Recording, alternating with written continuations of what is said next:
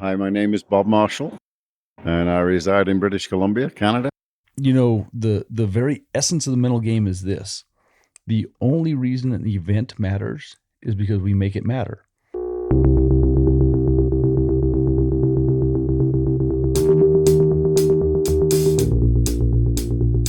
Welcome to the Mullins Farrier podcast. Every horse, whatever it was doing, had a season. Once their competition season finished, they took the shoes off, they chucked it out in the field with some other horses, and it had a 2, maybe 3 months period where it went and remembered what being a horse was all about. Even in a cheaper area, your prices should be set by your skill level, by your experience. And some people might not feel that they're worth, as much as others. But if you're only charging $160 to shoe a horse, then the only way you're making money is on your trims. The WCB was a way to make sure that you kept the trade alive. I think I'm a custodian of the trade. So it's like we have to keep it going. It was hard, but, you adapt and overcome. And that probably gets to me where I am now. It's problem solving, horseshoeing's problem solving, and back in the day it was problem solving how to be as strong as the older apprentices. So it's all about adapting and overcoming, which was good. I know we learn every day, but you do have to put yourself outside the box and just continue to learn, which is why I was just trying to do my fellowship, because I still have apprentices, and if I stay at my AW, I'm stagnant.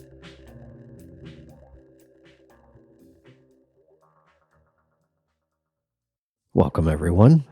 This episode comes for me a week after getting back from Vern Powell's brainchild, the Farrier Clinic in Puerto Vallarta, Mexico. This year, yet again, was an incredible experience, with meeting many new friends and getting to hang out with old ones. I got another bunch of great interviews done, so stay tuned for those in the new year. Today's episode was recorded in Calgary at the World Championships, where I finally got to meet one of my heroes. And thanks to a nudge from Spud Allison, another legend I hope to get on here at some point, I was able to convince him to do an interview. As with all of the legends that I get an opportunity to sit and have a chat with, I left this conversation feeling like I wish we had had more time. As you will hear, Bob is full of great stories, and I feel like we just scratched the surface on what he has to share. But then again, how do you fit a lifetime into just an hour? All that said, it was an honor to get to spend some time with this gentleman. So here's an early Christmas present for you all. I hope you enjoy the conversation as much as I did. Where did you start originally? Oh, I started as an apprentice with my dad in England many, many years ago, and did a 5-year apprentice with my dad. And then I went down to the south of England, and when I'd met my wife and we went down there, I got married, spent the rest of our time down in the Cotswolds in England. Okay, gotcha. Well, we're sitting here at the infamous World Championships, which hasn't been happening in quite a while. Yeah. But this is pretty much old turf for you. I mean, you've been at Spruce Meadows and you've been at the World Championships. Yeah, I've competed in the World Championships quite a few times. But also, I used to shoe here at Spruce Meadows. Okay. I shod the horses here for 3 years. It was an honor to shoe them. They were fabulous horses. Even the stallions, just great. I remember one particular stallion, and I shouldn't have let him do this, but he used to lick. And I was wet through, and his eyes would roll while he's licking me. And everybody was laughing, but he was a gentle giant. He was great. Yeah. I mean, if that keeps him happy. Oh, yeah, it's fine. Right. Yeah. We all do silly things at times. Yeah, even though we like to pretend we have a lot of boundaries we won't cross. Yeah, sometimes you just push the boundaries a bit, don't you? That's right. So what brought you all the way from England over to here, Western Canada? It's quite a ways away. Yeah, that's a story. When you're in England as a farrier in those days, the early 70s, it was tough to make a living. It really was tough. And I've never been afraid of hard work, but we just couldn't get ahead. Okay. In my ignorance, I suppose, I thought, well, what I'll do is find a way over to the States, cross the border into Canada, and I'll just get a job. Right. Didn't quite work out like that. No. But however, what I did do, I contacted a person called Bud Beeston. And Bud Beeston ran the Oklahoma Farriers College. which was very well known Right. in the States, right? So he politely replied to me and said, if you're ever over, call and see me, which was good. Eventually, I got a call from the principal of the Farrier School in Dawson Creek, Canada, in BC. And he said that they had a Farrier program there. They had 250 people on the wait list to get into it. And their Farrier instructor has decided to go calf roping for the year. So they were Good stuck, timing. and of course, the politics. This is a government-run program. Okay. Somebody had to start getting in there to teach. Right. So they called me. I can still remember it was freezing cold one morning in England without any heating, right? And I'm there with my underpants on, just talking to this guy. And he said, we conversed and so forth. Would you be interested in coming over to Canada Right. as a guest instructor? I said, let me think about that for a minute. Yes, I would be interested. It's amazing how many life Oh, yeah, changes yeah, are yeah. decided in your underwear. Cut a long story short, that's what I ended up doing. I flew over to Canada as a guest instructor. But the trip over there, I had never even been to an airport before. Oh, wow. Okay. So next minute, I'm on this plane and I'm sat next to a guy, and his hobby was collecting horseshoes. Oh, what are the odds? That's unreal. Anyway, he was really good. He said, where are you going? I said, I'm going to Dawson Creek. He said, that's a long way up north. I said, it is. And he says, well, how do you get there? I says, well, I got to fly into Edmonton, and then I've got to catch this bus. He said, right. He said, now listen, when you go into Edmonton, it's called Klondike Days. Right? Right. So when you fly into Edmonton, don't be surprised if everybody's dressed up as though it's Klondike Days. Well, I'm glad he told me that, because I'd have thought I was in a world somewhere else, right? What have I gotten myself into? Anyway, he was really good. He said, I'll make sure you get into a hotel. Oh, okay. Yeah, so he helped me out there. And I can still remember the cost of the hotel. It was $14.20. No way. Beautiful room. Anyway, that was good. So the next day, I caught the bus to go to Dawson Creek. And I'm thinking, a bus ride. Okay, so it's Canada. It's going to be 2 hours. 8 hours. One dead straight road. And the only person on the bus was a native Indian, and he didn't say a lot. Yeah, right. A long journey. It was a long, long journey. Anyway, when I got there, the facility was a former Air Force base. Okay. And they had all these different trades being taught there. The facility was absolutely incredible. Oh, really? It really was. I mean, the farrier's shop was air conditioned, crying out loud, right? No way. All these 18 forges in a row, air conditioned. I had my own laboratory when I wanted to do dissections and so forth. And then all the other facilities in the area, they had a carpenter shop and a mechanical shop and everything like that. It was an incredible place. No kidding. I spent quite a bit of time there teaching, and they figured it out that I was fit for the job. Now, what they should have done, we found out later on, it should have been advertised for 6 months so that a person from Canada could apply for it. But they wanted me to have it, so they didn't advertise. So that caused some problems later on. In your We don't application need to go process? into Yeah, that. right, yeah. That And whole basically, immigration that's how process. it started off. And then I called for my wife, and she came over, and she just loved it straight away. Oh, really? Right. And basically, that was it. And eventually, they said, well, we'll move you to the Fraser Valley. Okay. Because this is Dawson Creek, right? Right. Yeah, you're Said, we'll move the course to the Fraser Valley, and you can teach there, and you'll be more climatized to that area, right? Because it's very much like right. Yeah, England. Lots like of England, rain. right? And, Yeah. So that's basically what happened. So it came to the Lower Mainland. That's where I ended up teaching for quite a while. and this was a government-run Oh yeah. program? Okay. So I did that for quite a long time, probably 3 years or so. Okay. And then I decided, somebody said, well, why don't you do private teaching? I said, nobody's going to want me to teach privately. They said, just try it. So I said, okay, where are we going? Well, we're going to the States. It was easy to get across the border those days. Oh, okay. right? So, Yeah, yeah. so I go into the States, to Washington State, and there was a Farrier school there. I did these demonstrations and so forth, and basically it just took off from there. And I came back, and the next minute there's phone calls. Can you come down to Portland? Can you come down to California? And so forth. And within probably a year or two, I'd been all over the United States. And it was incredible. Yeah. Then to top it all off, somebody calls from Australia. Can you come and do a seminar? I said, Australia? How the hell did you get my number? Right. Yeah. This isn't "Oh, the don't internet worry, days. we have communications out here, you know. We're not all in the bush."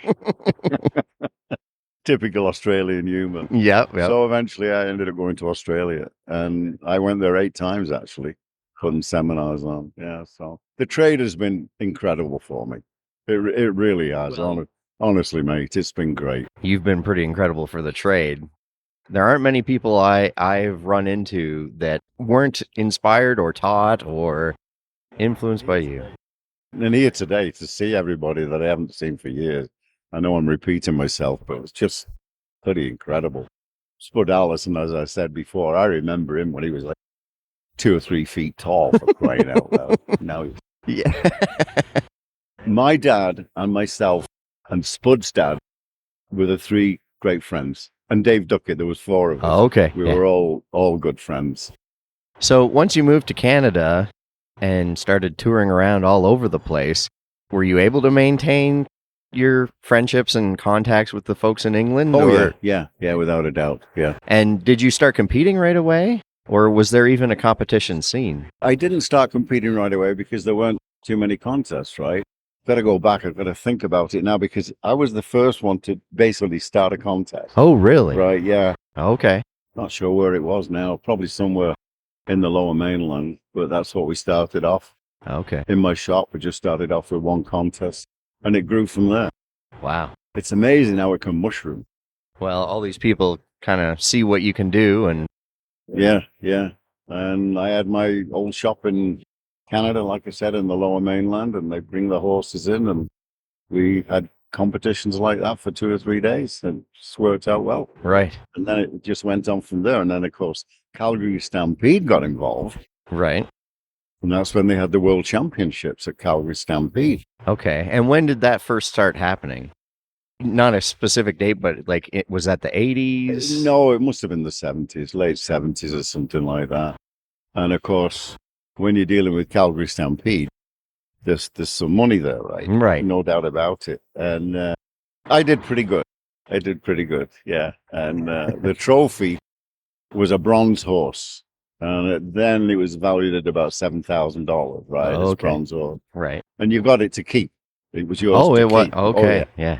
Anyway, I ended up winning it 5 times. So you had a lot of bronze horses? I did. I guess I got lucky. But the last one, Dave Duckett and I tied. Oh, okay. And they didn't realize we'd tied. They called all the scores up, and we were a dead tie. And 2 good mates. I mean, he'd been striking for me, and I'd been striking for him. And we Right. tied. Well, we're just laughing like hell. And he said, "I don't want to flip a coin for this, Bob." I said, "No, neither do I." So did you just cut it down the middle? Anyway, when we got presented with the prize, we both went on the stage and held it up together. That, to me, I'll never forget that moment. It was really good. And the sponsors came up and said, "Listen, you guys have been incredible. The workmanship's been good. You can see that, there's good camaraderie between you. We're going to have another trophy, so you can have one each." Really? And we did. We ended up with another trophy. Yeah. So it's like I said, and I still talk to Dave on a regular basis, Right. He was the best. There was nobody could beat him. Really? Yeah.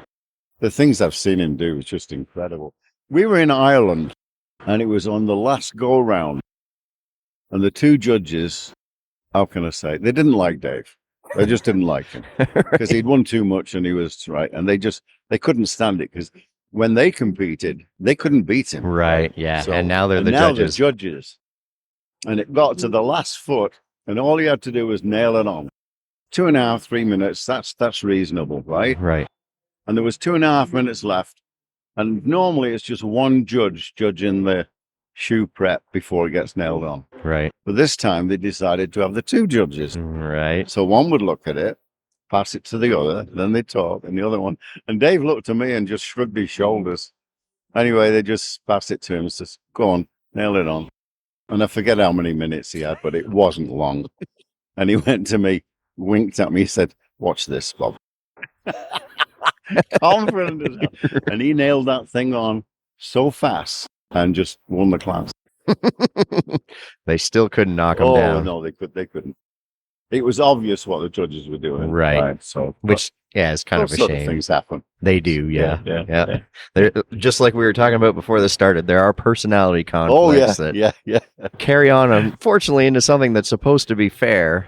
Well, I know when Dave and I used to compete, I had a tough time to beat him. I could keep up with him. We went into 21 contests. He won 18 of them, and I was second 17 times. He says, you'll get there one day, Bob.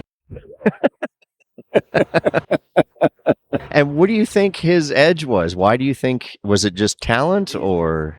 It's just pure talent. You know, he's so accurate with everything and fast. I mean, he was just unbelievably fast. So that's the way it is. But like I said, we were great friends, and second 17 times is not bad.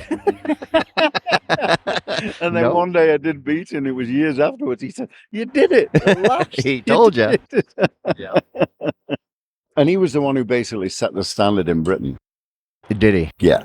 Which was just an excellent standard. And it still is. Yeah. Oh, yeah. Well, Britain is always the team to beat, right? When at Stoneleigh and stuff like that, like, or the Welsh team. Apparently they did well for a while there. Oh, yeah. Yeah. Yeah. Now, there was a period, I think Chris told me about this, where you were just making shoes and selling them, right? Like concave Yeah, shoes? it was a tough time in England at one time in the winter because I lived on the coast, just north of Liverpool, right? And in the winter time, there was no hunters and jumpers. It was pretty slim pickings. Right, yeah. So I decided I'd try and make shoes for other farriers. Okay. So I called a guy and he said, yeah, he said, I wouldn't mind that. We worked on a price that was good for me and good for them. And I started making shoes. And I think it was 326 sets I made in a week or something like that. Started at 7 a.m, finished at 10 o'clock at night. Really? And after a while, they just rolled out. Yeah, you just, And you they're don't all even in think about it. quarter-inch increments. You know, they'd be 5 inches across, 5 1/4. They were spot on. I was quite pleased with that. But I think that really helped me in a lot of ways too. Oh, that'd Because to make a shoe after that was do it in your sleep almost, you know. Yeah, no kidding. And I you get a kick out of this. So I had to deliver these shoes to some guy down in, it wasn't Devon, but it wasn't that far off Devon, right? I decided to stop at Dave Ducky's on the way and say hi to him. And the only vehicle I had was an old Ford Anglia car, right? Okay. Well, I had these shoes spread out over the car because I didn't want to put it on one Right, side, yeah. obviously. Oh, right. You know, I'm not that down. And then I called in at Dave's and he said, what's with the car, Bob? He said, it's a bit low. I said, that's a new speed job I bought. And he just laughed and he said, oh, good luck to you, mate. So, You made it, clearly. oh, yeah, I made Yeah. it there and got paid and everything, and it was good. It really helped. Now, you are somebody who has taught a lot of people different techniques. One of the things I've always appreciated about you is the fact that you can make shoeing look less stressful or tenuous. Like, you're all about breathing appropriately. Where did you learn that? Or is that something you learned through yourself? Off my dad, basically. Oh, really? Yeah, because they used to shoe a lot of heavy horses. Okay. You can't fight those. You know, you just got to go with them a little bit, go with the flow. That's where I learned a lot of it. Okay. Right? And then eventually I came over to Canada. I met a guy called Hubert Oitzel. He was an excellent horseman. Okay. And he taught me a lot about horses and psychology and so forth. So I got into that quite easily. Right, yeah. And I remember going into England once, and I'd got a reputation for being able to handle a horse that was scared of going in a trailer or something like that. And this one place I went to is in England, and they were doing examinations for the BHS or something like that. Anyway, they brought this big horse box out, No, and then the beautiful horse, a young kid owned it, and it would not go anywhere near that trailer, right? It wouldn't go anywhere near it. I'd been taught how to use, some people called it a nerve line, but that's a bad name for it. And another one is called a war bridle, and that's still a bad name, right? But if it's used properly, it's very gentle. It is, right? And the horses respect it, so forth. Puts a bit of pressure on the bridge of the nose and just on the top of the pole. Right. Yeah. But it releases the moment you let go. It releases like there's nothing there then. Mm-hmm. So they're completely free. I'm working on this horse. You walk it up to the tailgate and it doesn't go. So there's 3 ways it can go. It can go to the left, it can go to the right, or it can go back, right? If it goes to the left, just turn it in a tight circle until it says, all right, I've had enough of this. You watch its ears, then take it back and go to the right. Same thing. If it goes back, same thing. And then bring it back to the straight part of the trailer. So anyway, I'm working on this horse, and it's got to the stage, it's basically stood there.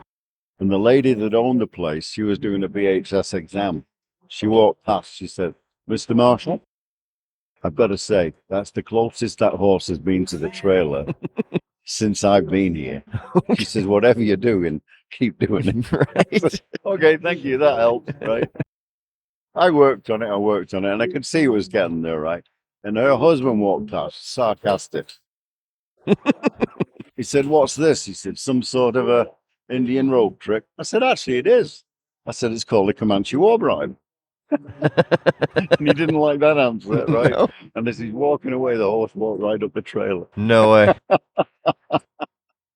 See, I'd just taken my eye off the horse, let it relax a little bit. I turned around and he walked in. It was on ready his to own. go. So Yeah. it's been really good. And then I got a fairly good reputation for working with horses like that. Yeah. And that was something I just added to my shoeing profession. And your resume. It's really good. It was really good. And I met somebody in Australia who had similar methods. And we went to trim this horse, right? And we couldn't get anywhere near it in the field. He said, watch this, Bob. He said, I'll show you an old Aborigine trick. What's that? He gets on all fours, starts going around in a circle. And the horse is looking at him like, and he gets a bit closer to the horse and he goes around the other side. And this horse is just following him. He said, watch this, Bob. And he got to its front leg and he just went up the front leg, stroked it. Really? That was it. He said that's what the Abos did. No way. Yeah, I don't know if I'd be able to try that in any of my hunter jumper barns, but So, like I said, my career has just been incredible. The people I met. no kidding. And then also the different forging techniques. Most people, a main thing you have taught them was how to properly use their anvil. That makes a big difference. You've got to, first of all, you've got to have the right equipment. You've got to have an anvil that is solid, right? It doesn't vibrate. I mean, some of these anvil stands they got, they're just so flimsy. You need something solid.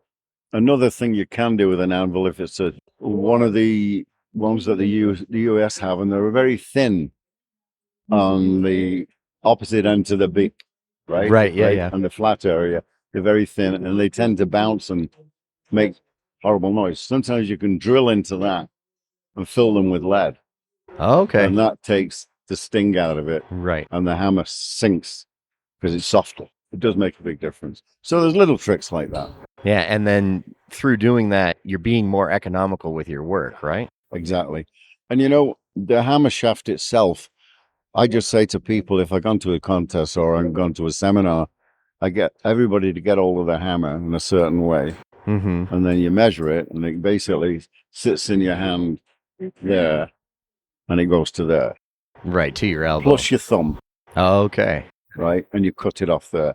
That's the exact length for your arm, Right. right? Mm-hmm. And then again, of course, then as long as you can touch that finger to your thumb, then you've got the right distance for grabbing it and so forth.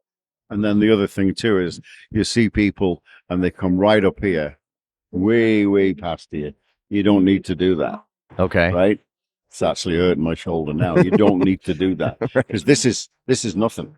You're not Okay. getting any power from up there. Right. However, if you bring your elbow in, you Tight to bring your your thumb side. to your ear, your power comes from the center of your body. Right through the Right. core. And your eye. And you basically look through the steel. Don't look at the top of it, Mm-hmm. look at the bottom of it, and the hammer tries to get to where your eye is looking. And that's what you do. And then just relax it, and the hammer just comes back up again, back up, back up. And your hammer is bringing it up upright, so there's no weight to it. If you lift it like this, Then there's weight. But right. if it comes back up this way, there's no weight to it. And basically all you do is let it go. Right. But you can only learn that by being in the shop for a lot of hours To doing get the that same feel. thing, right? And at the end of the day, you feel like you're not even worked. Right. Well, and I imagine that period when you were making all the concave shoes, that is something that would have come in pretty handy. Yeah. And of course, concave, once you get into it, you don't even need a hammer. In fact, I did that as a demo. Right. He had all these hammers in this bucket. And I said, boy, you've got a good collection of hammers. And he said, yeah, not one of them's working today. I said, why not? He says, I don't know. He said, they're just not working. I said, let's go and get another one. Yeah, okay. So we went into this field where this long grass was, and I got a piece of wood about that long, 2-inch piece of wood. I said, let's try this. He said, oh, I can see where this is going. So I just turned a shoe with this piece of wood. And I said, obviously you can't punch the holes in with this. But I said, as far as turning the shoe, you don't need a lot. He said, I've got the message. I have got the message. Yeah. I said, now sell at least 70% of those hammers and go out for a night with your wife. That's probably some of your best advice. Yeah. Relationship advice from Bob Marshall as well. Now, with traveling so much, were you able to keep a business at home? It was tough. It was tough, yeah. So I had to sort of make my mind up a little bit. So I just kept on 2 or 3 big barns Okay. that were quite understanding, and I had somebody to cover for me Okay. if a shoe came off or a new horse came in. So it worked out pretty good. Because the farriers are good. They'll help out with each other. Yes, they will. Yeah. Great fun. Yeah. Now, who are some of the people other than Dave when you were competing that you feel you learned from competing against or with? Yeah, I mean, David Gully was a good competitor, and he said to me, he said, Bob, I can't thank you enough for you trying to catch me. Because it kept pushing him to. Yeah. Yep. He said, because it wouldn't have been the same if you weren't. Right. Could have let me win now and again. No, you got to earn it, he said. So. And then as your career progressed, you eventually retired from it. How did you make that decision? It was fairly simple, really. I was starting to hurt. Were you? Okay. Yeah. And it got to the stage that if I'm starting to hurt, my work's not going to be as good as it should be. Right. So I just said, basically, that's it. And I just drew the line. That's it. It was a good decision. I shot for 64 years. Yeah. I guess you would start to hurt at that. Not a short career. No. No. What are some of the standout years for you being at the Stampede? Were there any good stories that kind of came out of that? You're trying to think of the ones that won't incriminate anybody, aren't you? I think I can just say the first time was so exhilarating, right? Because I've never stood in front of a crowd before. Okay. And of course, you go on the stage, I've got goosebumps now, and you've got all the countries there carrying the flags, right? Like 15 countries there. Right. And they call your name out to pick that trophy up. I've got goosebumps. And there's 12,000 people looking at you. It's one hell of an experience. I tell you. No kidding. And it's those are the things I can just remember, right? Yeah. I never, unfortunately, got to experience the Stampede with the competition. Was there always kind of a crowd watching too while you were competing? Oh, yeah. Yeah. Yeah. Always. But, and those stands were just full of people. I mean, just, yeah. Just to stand on that was just unreal. No Yeah, kidding. It really was. So going into a competition like that, it's got to be a little nerve-wracking.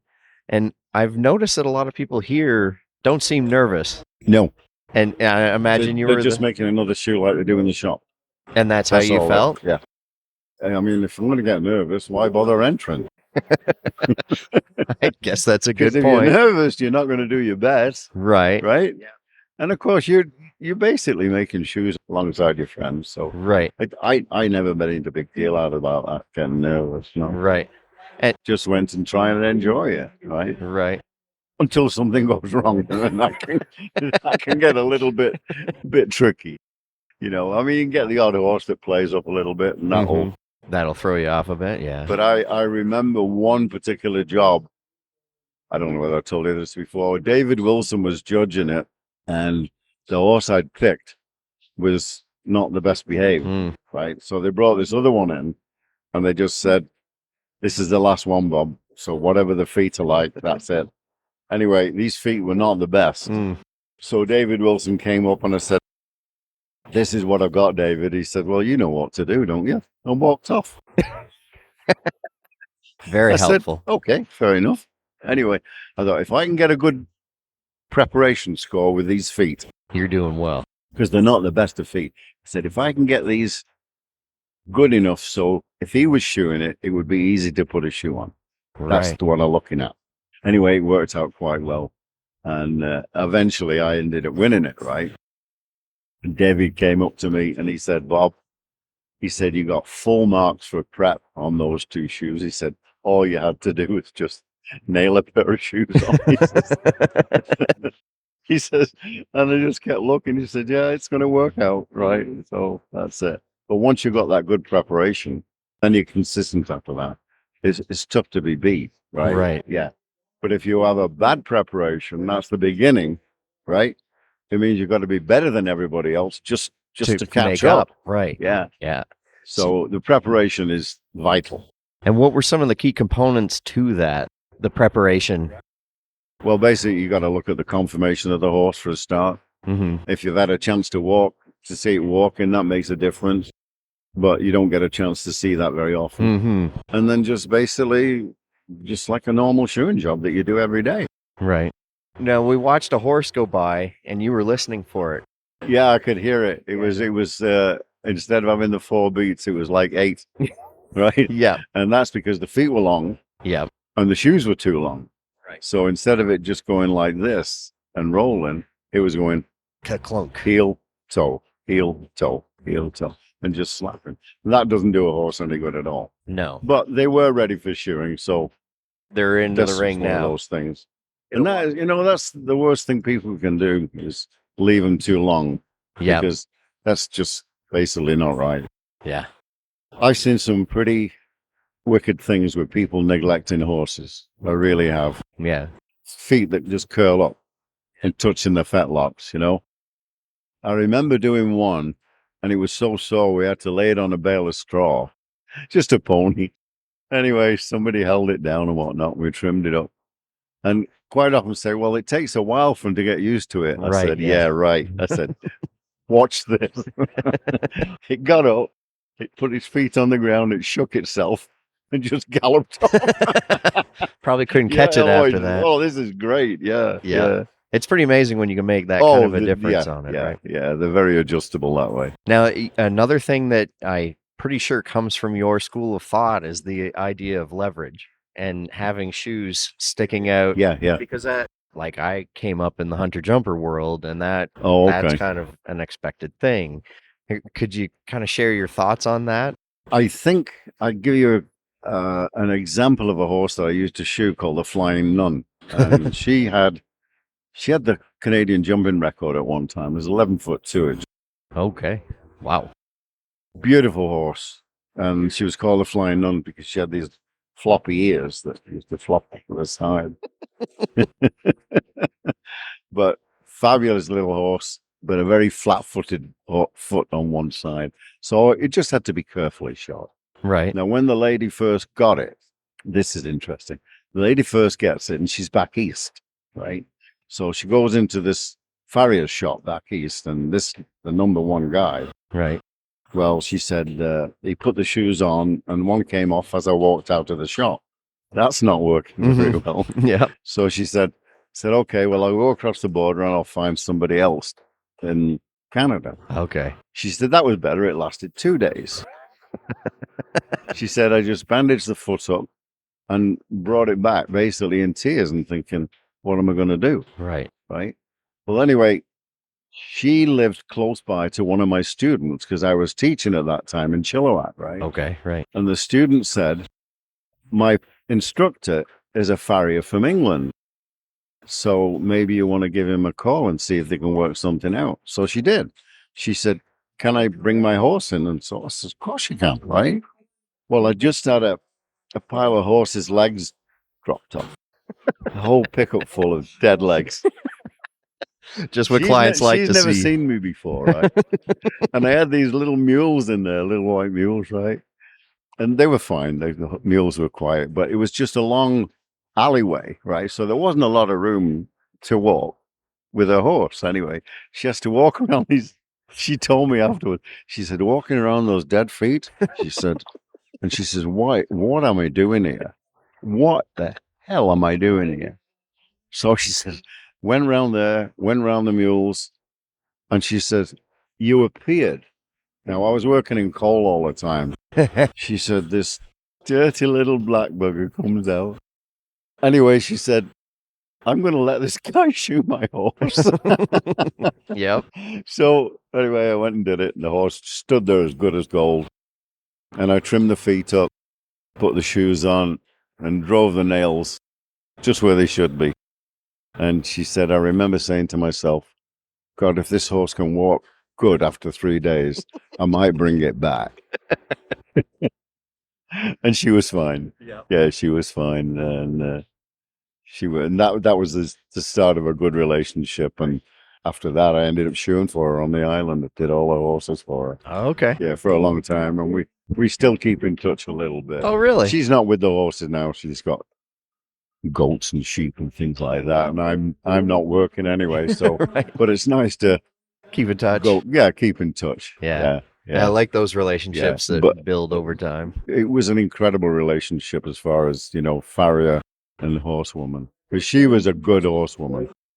The trust, right? Yes. And I find if you don't have that in a relationship, If you're dealing with somebody that's a good horse person, that makes a big difference. So with this big flat foot, what was the solution that you did to? Basically, she always landed on that foot. Okay. The owner said, she always lands on that one foot. And I said, well, that's the reason for it. And I said, we're not going to change that. Mm-hmm. That's the way she is. It's like a guy. He's either right-footed or left-footed. Right? Exactly. Yeah. We did that. And I just said, all you got to do is just put an appropriate shoe on it, right? Mm-hmm. So I put a slightly wider shoe on, both of them, and went from there. Right. That was it. And brought the toe back so the breakover was a little bit easier. Right. So reduced the foot surface and made it more appropriate from toe to heel, basically the same as the other one, Mm-hmm. right? Might have been wider, but it was the same length. Right. So therefore it equaled the stride. Right. It's common sense, isn't it? Yeah. Yep. It's simple when you say it like that. It's just doing it. Yep. Exactly.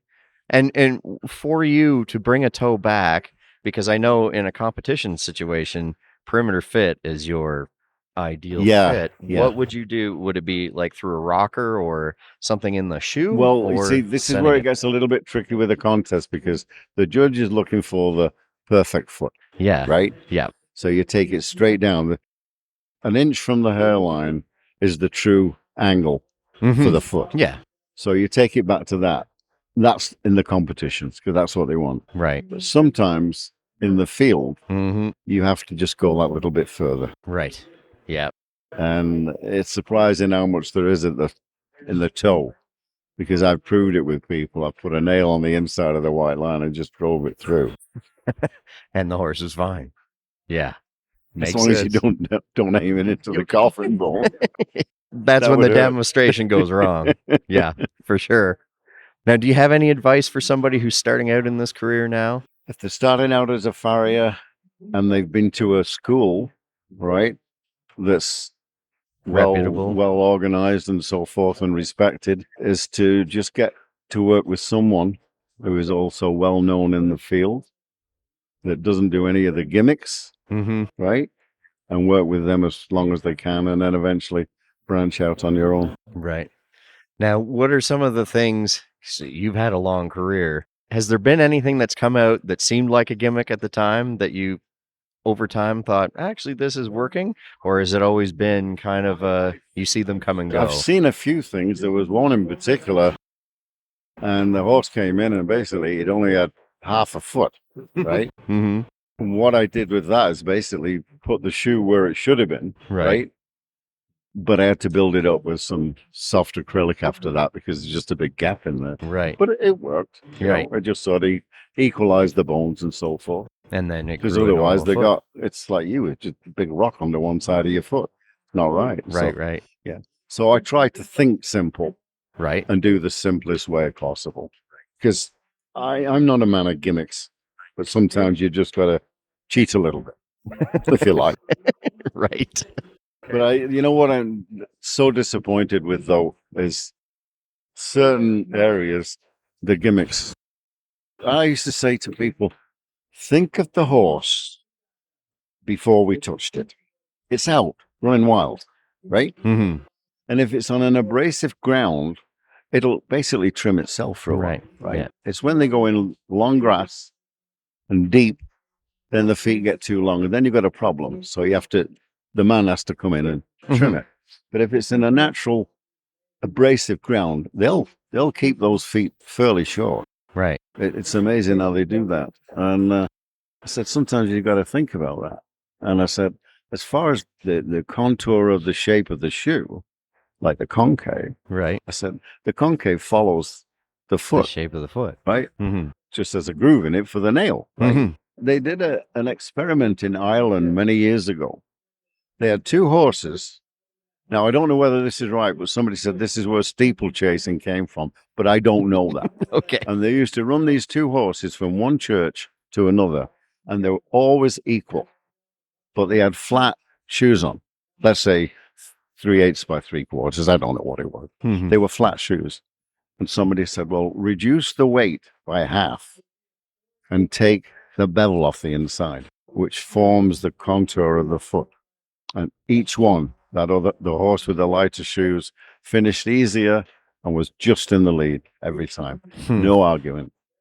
And when you think about it, think of a ballet dance. Think of a runner who's Right. running. Mm-hmm. You know, put a pair of clogs on the runner and see how fast he runs, right? Yep. It's true. Yeah.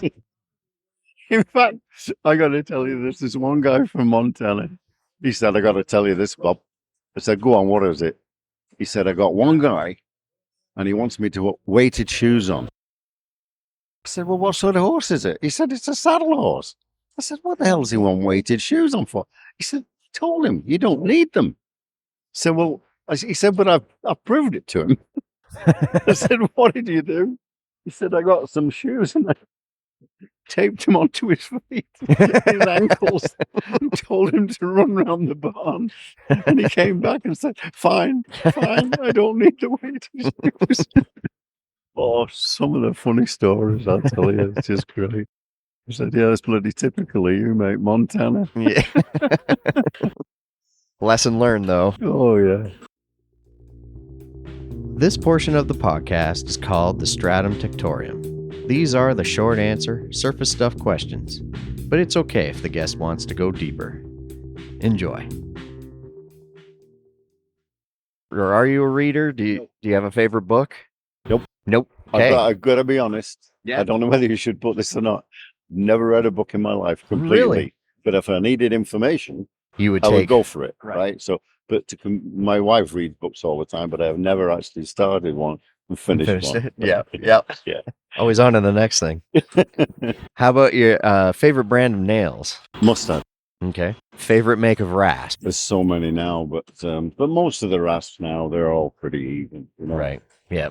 The thing is with the rasps, keep them clean, right? Keep them clean. Don't use them heavy-handed, and they'll last a long time. Some people sharpen them. Yeah. I've And, started doing that. Yeah. I've seen that work pretty good, but you've got to be careful doing that. Yeah. But you know, when you think of the price they're getting, so what? So you use a rasp and it wears out. you're going to use it again for rasping the shoes. Right. Yeah. So And then after that, you'll do it for cold filing or something like that. So don't be so bloody tight. It's a very important tool, right? So you need good, clean, sharp tools. Otherwise, you'll start pushing and your and foot then won't get things. well. Right. Nope. That is very good advice. Did you use keg shoes much in your practice or ever? So what kind of lengths did you cut when you had your practice out? Oh, well, I used to start in 1/4 inch increments. Okay. So I'd start with the lightest stock, like 5/8 by 3/8 for ponies, say 10 inches to 11. And then it goes 11 to slightly bigger size. And then 12 to 14, you're talking 3/4, 7/16 and so forth. So it's appropriate to the size of the foot and the weight. Gotcha. Yeah. But I got to say one thing. At one time, I got a chance to use titanium. Mm-hmm. So somebody gave me this titanium plate, which was 3/4 of an inch thick. But he said, when you cut it with the oxyacetylene. He said, do it outside. Why? He said, just do it outside. And cutting it at my shop. My wife ran out. She said, what the hell is going on? The smoke off it was just... Oh, really? Oh, okay. I ran that through a swedge, and I used to make concave titanium shoes for a couple of horses. But the strange thing is, you could put that titanium on a grinder, and you couldn't grind it. There's no way. But a horse could wear the toe off. Really? I haven't got an answer for that. They take that toe off pretty quick. Because the first time I put a toe clip on it, and it wore it off.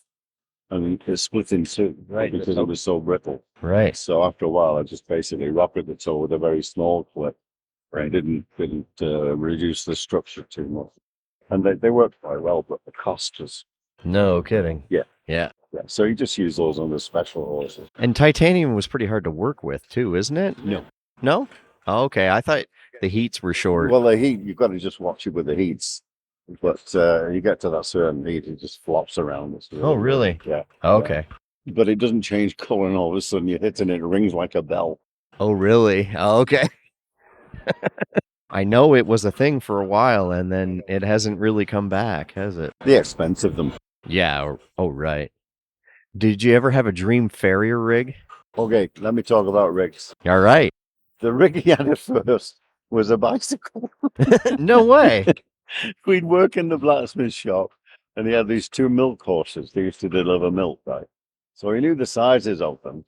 So he'd make the shoes in the shop, and we'd go to this place with the tools wrapped up and put on the handlebars and go there. You know, there's usually a tractor tow bar that you can alter them a little bit for a rock or something like that. Yeah. And it works out quite well. So his first rig was a bike. His first rig was a bike. That's right. And then after that, I said, I've just seen a motorbike for sale. And he said, it's only £5. I said, let's go and have a look at it. So, boy, we were good then. He had a motorbike. Stepping up in the world. Oh, yeah, stepping up in the world. And, of course, we made the shoes in the shop. But Right. we just go on the motorbike and tack them on. And he was never far away. He had a very special way of measuring. It was a piece of straw. Really? But a piece of straw with a little knot in it. Okay. Right? And the end of the knot was the width of the heels to the end of it. Right. And then the full length Right. was the length and so forth.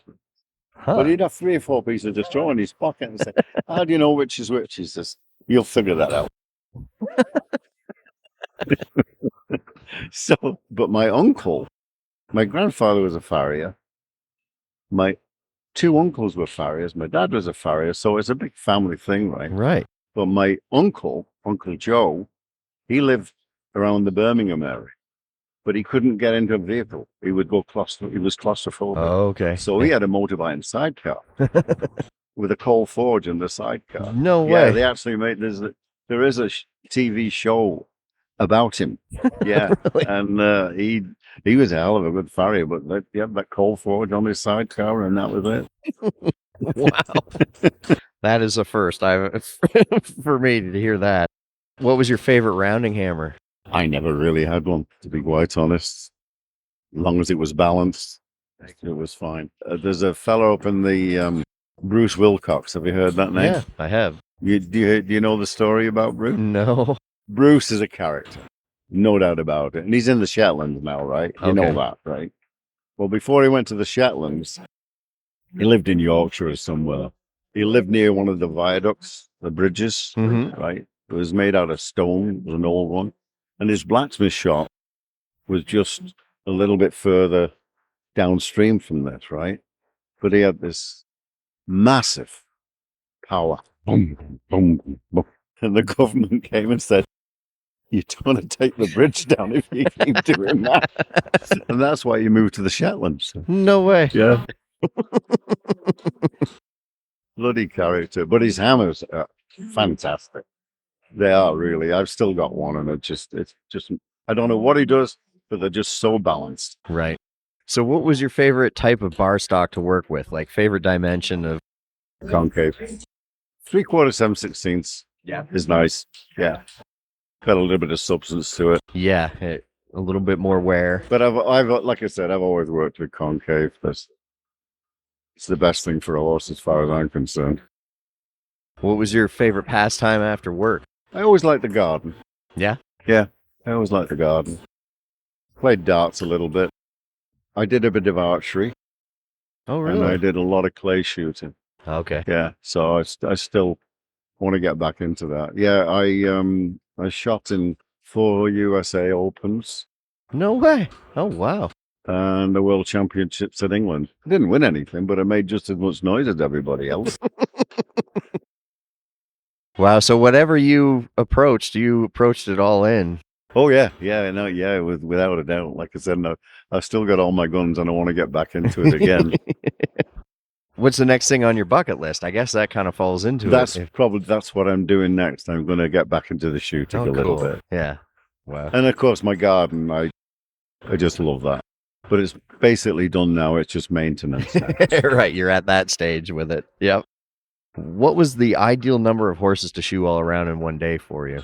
I probably say if I did 5, You were happy. that was enough.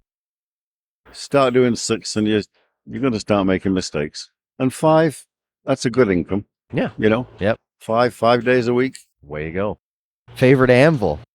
Would it be a coleslaw? Yeah, Colts Spa? Yeah. Yeah, that's a good one. But there's so many good ones. Do you have a favorite inspirational quote? Keep it simple. Something you live by, right? Yeah. If you were ever stumped on a case or needed backup, who did you call? If I could do it on the telephone, probably Dave Duckett. Yeah. I'm not surprised by that answer. Yeah, I would say that. And he would probably turn around and say, if you don't know what you're doing, what the hell are you calling me for? Really supportive. And how about if you had a horse that was kind of footy or had like a lameness that they couldn't quite diagnose? Did you have a shoer that you would go to? Yes, you're going to trot it up on the hard ground Okay. and trot it up on the soft ground, right? Yep. If it goes better on the soft ground, it obviously needs some protection. Right. Might need a pad if it's really bad. Right. But I would go without the pad and see if there's a difference. And then if not, put the pad on. Yeah. Right. Yeah. So don't throw the whole kitchen sink at it right at once. and- No, what's the point? Okay, somebody said, well, why don't you just put a bar shoe on it and a pad and silicone? I said, well, if it goes sound, what made it sound? Was it the bar shoe? Was it the pad? Right. What? You won't know. Go simple, one step at a time. Right. Yeah. Yeah. Keep it simple. Again, Yep, comes back to it. Yep. We keep circling back Well, to the that. thing is, if you put 3 different things on it and they go sound, you've got no idea which one it was. And you've got to charge the poor buggers for that, right? Yep. And then the horse is kind of stuck with that for. Yeah. It's crap that it doesn't need. Right. What did you use as your planner or your diary for scheduling? Or did you? No, I didn't have the best schedule at all. I was very unreliable, to be quite honest. Right. And I got to tell you this, I used to shoot some horses at Southlands, which was close to Vancouver, right? So I'd drive out. Edward Martin came to visit me. He said, what are we doing, Bob? I said, well, if you want, we can go and shoot some horses. Oh, yeah. I said, let's do that. And he hadn't shot a horse for a long time. I said, yeah, there's a nice big one there. You can work with him. Anyway, we're driving up there and he says, well, are you on time for your schedule? I said, schedule. What's He said, that? are we on time or not? I said, well, we're not quite on time. So we're about 2.5 weeks late. And he laughed. He said, you haven't changed a bit. He said, what's the reception going to be like? I said, don't worry about it. So I pulled up and they said, oh, hi, Bob. Put the kettle on. Bob's here. Right. Well, he says, you got him sorted out, haven't you? And they were just good people, right? And he shod that horse on his own. And he said, I got to thank you. He said, that's the first time I've shod a horse on my own for about 4 or 5 years. Oh, wow. Yeah. He'd always have somebody helping him and whatnot. And he said, I said, was he good for you? He said, yeah, he was just an angel. So that was kind of nice. Yeah, no kidding. Yeah. Yeah. Favorite method of soothing aches and pains? Well, that's soothing aches and pains. Rather than take medication, is basically find out what caused the pain in the first place, right? Yeah. And try and go from there. If it's in your back, you're either doing too many in one day, right? Or you've wrenched it or something like that. Right. But aches and pains, I was never had a problem with that. As you get older, you get problem with your elbow maybe, Right. but that's with coming out too far. If you bring your elbow in, keep That's it less into there, likely you're to fine, happen. right? These people that do have bad elbows, it's just that elbow is coming out It's from the winging side. out. Yeah. Okay. Yeah, that makes sense. Favorite drink? When I used to drink, I haven't had a drink, alcoholic drink for a long time now, because I had a heart attack about 6 or 7 years ago, so I just backed off. But I never was a big drinker, Mm-hmm. but I used to like a gin and tonic. Okay. That was my your drink. go-to? Yeah. Do you have a favorite type of music? No, really. No. Country and western, if any. Okay. Do you work out? I used to. Oh, yeah. When I was competing? Yeah. Yeah, Okay. definitely. Like weightlifting and stuff? I used to do 100 sit-ups. Okay. Yeah. Yeah. Without any problems at all. And when we used to go to the Stampede at Calgary, we'd go out for dinner, and I was pretty light at that time, lightweight. And I'd run back to the hotel. Really? Yeah, the others took a cab, and I'd Right. run back to it. Yeah. Work your dinner off. Yeah. Yeah. Yeah. Yeah. But it's, you're at that level, you've got to be fit.